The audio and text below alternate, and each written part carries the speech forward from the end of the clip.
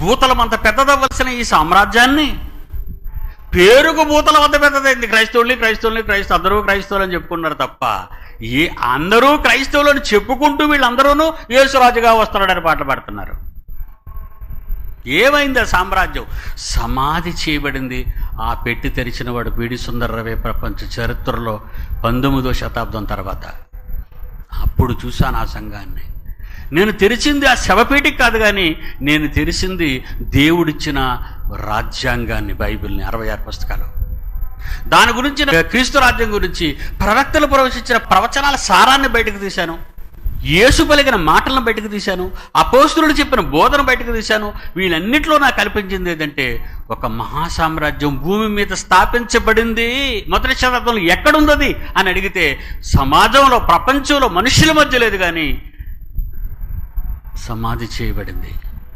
యేసుక్రీస్తు వారు కూడా మాట్లాడుతూ లోకాసువార్తలో దేవుని రాజ్యం ఎప్పుడు వస్తుందో ప్రభు అని అడిగితే యేసుప్రభు ఏం చెప్పాడో తెలుసా? దేవుని రాజ్యం మీ మధ్యనే ఉంది అన్నాడు. చాలామంది అలా అక్కడ అంటారు. అమెరికాలో అంటాడు, ఇంగ్లాండ్లో అంటాడు, ఇండియాలో అంటాడు, పాకిస్తాన్లో అంటాడు, ఆఫ్ఘనిస్తాన్లో అంటాడు. నమ్మకండి మీరు ఆ మాట. మీ మధ్య అంటే భూమి మీద నరులైన నా పిల్లలైన వారు, నమ్మిన వారు ఎంతమంది ఎక్కడ ఉన్నా భూతలంలో అక్కడ ఉంది దేవుని రాజ్యం అంటాడు. చూడండి, అక్కడ బాగా బాగా వినాలి మీరు.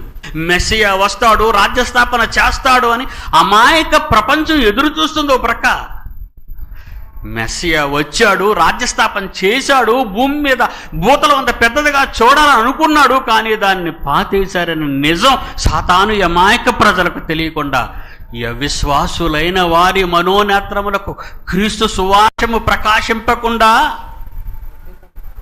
ఈ యుగ సంబంధమైన దేవత అవిశ్వాసులైన వారి మనోనేత్రములకు గుడ్డితనము కలిగించుచున్నది. 2 కొరింథీ 4:4 ఉందా మాట. తర్వాత చదవండి మీరు, ఇప్పుడు చదవండి. లోకాసువార్త 17వ అధ్యాయం 20-21. దేవుని రాజ్యం ఎప్పుడు వచ్చినని, దేవుని రాజ్యం ఎప్పుడు వస్తుంది? పరిసయ్యులు యేసుప్రభుని అడిగినప్పుడు ఆయన దేవుని రాజ్యం ప్రత్యక్షముగా రాదు. దేవుని రాజ్యం మీరు చూస్తున్నట్టుగా బాణా సంచాలతో, బోర ధ్వనులతో మీ మధ్యకి రాదయ్యా. ఎలా వస్తుంది?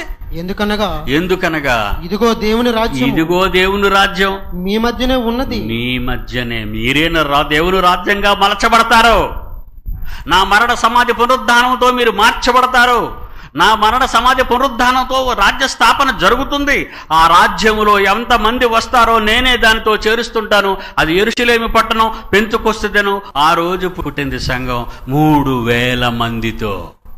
దేవుని రాజ్యం మీ మధ్య ఉంది అంటే యేసు రాజుగా వస్తాడు, రాజ్యస్థాపన చేస్తాడని నువ్వు పాడిన పాటలో అర్థం ఉందా?